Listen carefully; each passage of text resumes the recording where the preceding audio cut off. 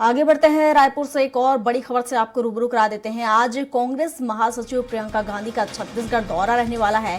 प्रदेश में चुनावी जनसभा को संबोधित करेंगी प्रियंका गांधी। तो बिलासपुर और खैरागढ़ में चुनावी सभा करेंगी। कांग्रेस प्रत्याशी के पक्ष में चुनाव प्रचार करेंगी। जनता से पार्टी प्रत्याशी के लिए वोट मांगेंगी और इस दौरान सीएम भूपेश बघेल के नामांकन कार्यक्रम में भी शामिल होंगी। तो बड़ा अपडेट आपको बता रहे हैं, जहां प्रियंका गांधी आज छत्तीसगढ़ के दौरे में रहने वाली हैं और इस पर विस्तार से जानकारी के साथ स्वाति हमारे साथ बनी हुई हैं। तो स्वाति का ही रुख कर लेते हैं। स्वाति, प्रियंका गांधी का बिलासपुर और खैरागढ़ दौरा रहने वाला है। हम इससे पहले भी देखा कि राहुल गांधी का दौरा था और अब देखा जाए तो कहीं ना कहीं केंद्रीय नेतृत्व ने चुनावी जो कमान है वो संभाल रखी है और अब हुंकार भरने के लिए प्रियंका गांधी यहाँ पर पहुंच रही हैं। सीएम भूपेश बघेल के नामांकन कार्यक्रम में भी पहुंचेंगी, क्या कुछ अपडेट?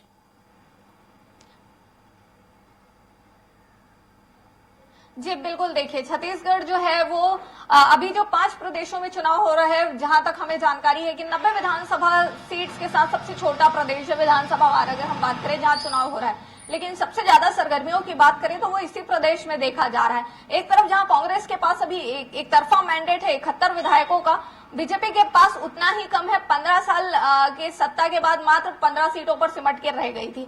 तो तमाम इन पशोपेश के बीच चुनाव जो है वो किस तरफ रुख इख्तियार करेगा, उसके लिए तमाम जो केंद्रीय नेतृत्व है, चाहे वो किसी भी पार्टी की हम बात करें, बीजेपी की बात करें, कांग्रेस की बात करें, यहाँ तक हम आम आदमी पार्टी की ही क्यों बात ना करें, तमाम जिनके केंद्रीय नेतृत्व है वो सब अभी कुछ महीनों से छत्तीसगढ़ में डेरा डाले हुए हैं। चाहे वो प्रधानमंत्री नरेंद्र मोदी हो, चाहे वो गृह मंत्री अमित शाह हो, चाहे कांग्रेस की हम बात करें मल्लिकार्जुन खड़गे की, राहुल गांधी की, चाहे प्रियंका गांधी की, लगातार इनके दौरे जो है वो प्रदेश में चल रहे हैं। अभी कल जहां 2 दिवसीय दौरे के बाद राहुल गांधी छत्तीसगढ़ से लौटे हैं, तो वहीं प्रियंका गांधी जो है वो आज फिर आ रही है और प्रियंका गांधी के बाद फिर से मल्लिकार्जुन खड़गे का, कांग्रेस के राष्ट्रीय अध्यक्ष, उनका जो दौरा है वो प्रस्तावित है।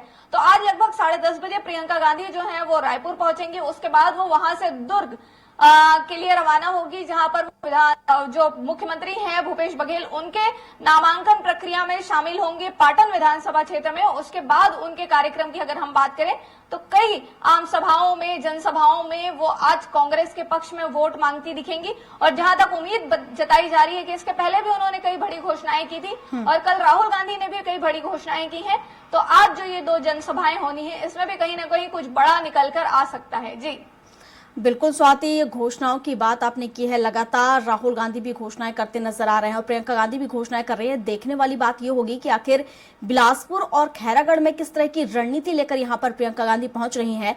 अगर हम यहां की बिलासपुर और खैरागढ़ की रणनीति की बात करें, सियासत की बात करें, तो किस तरह की सियासत यहाँ पर आप फिलहाल देख पा रही हैं?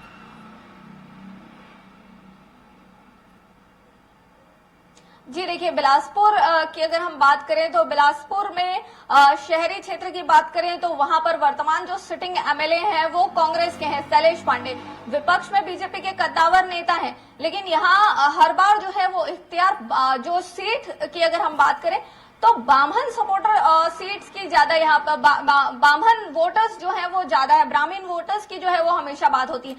काउंटिंग के हिसाब से लगभग 40,000 ब्राह्मण वोटर्स है बिलासपुर शहर में, जिनका एक तरफा वहां पर बात जो है वो चलता है। तो लगातार यहाँ पर यही देखा गया है कि जनरल सीट है और जो उनको साधने में सफल होता है उनको यहाँ पर जनता जो है वो अपना विधायक चुनती आई है।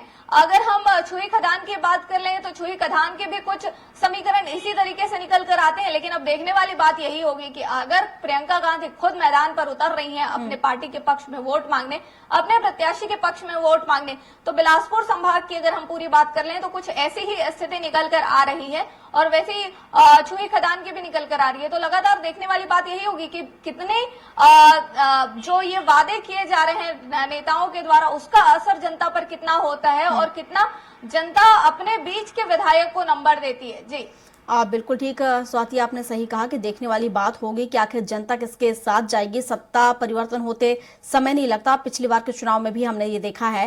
हालांकि देखने वाली बात होगी कि कांग्रेस जिस तरीके से अपनी सत्ता को बचाने के लिए यहाँ पर कोशिश कर रही है, तो विपक्ष भी लगातार वापसी के लिए यहाँ पर तमाम कोशिशें कर रहा है। देखने वाली बात होगी कि जनता का साथ आखिर किसके साथ होगा। फिलहाल शुक्रिया आपका तमाम जानकारियों के लिए।